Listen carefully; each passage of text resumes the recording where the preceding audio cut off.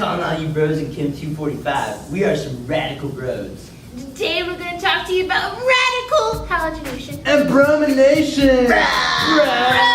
So to start off, the halogen, represented by X, can be either fluorine, chlorine, or bromine.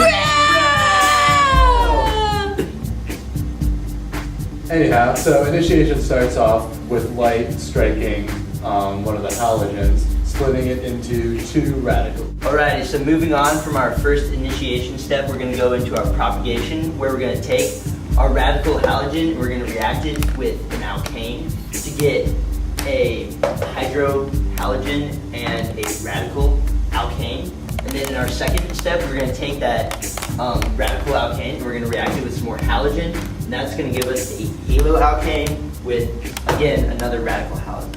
So my fellow bros, all radical things must come to an end. And here we are at termination. Basically, a reaction ends when any radical meets another radical and becomes normal. Here we have a radical meeting a wall, and then it just sticks to the wall. And now if you browse some even more radical. Reduce selectivity, bro!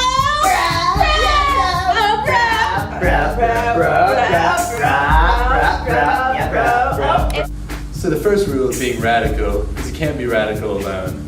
The most stable, the coolest of radicals have the most R groups, are in the tertiary position. Secondary radicals, they're still pretty chill. They're stable, they can do their own thing a little bit. Primary, they're a little weaker. We'll get a little bit more about how that works in a little bit. But methane radicals, nah, it's not really that chill. Okay, bros, so I'm going to go and do a little bit more detail about fluorine, one of the radical halogens that we have. Fluorine is going to be the least selective out of the halogens that we're using, although there is a slight tendency for fluorine to react on the 3' carbon. It's going to depend much more on the statistical ratio, and as I've demonstrated in this diagram here, we have a ratio of 9 primary carbons to 1 tertiary carbon, and so therefore we are going to expect that the fluorine is going to be much more likely to bond to a primary carbon rather than a tertiary carbon. Okay, bros. Now on to everyone's favorite halogen, bromine! Bro! Anyways, like all bros know, bromine is pretty selective.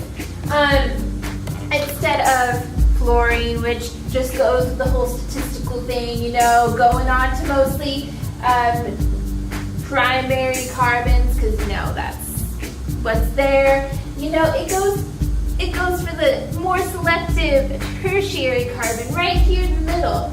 So let's break this down. Here we have primary, tertiary, 9-to-1 ratio. However, this is cool parts. 99% of the time, we will go for the tertiary carbon. So that's the pretty rad thing about bromine. So in terms of selectivity, chlorine lies between the chillest of the chill over here and fluorine. So it tends to be between the statistical distribution of fluorine and the pretty cool selectiveness of bromine. And iodine we don't care about iodine. Thanks for watching, bros. Stay radical!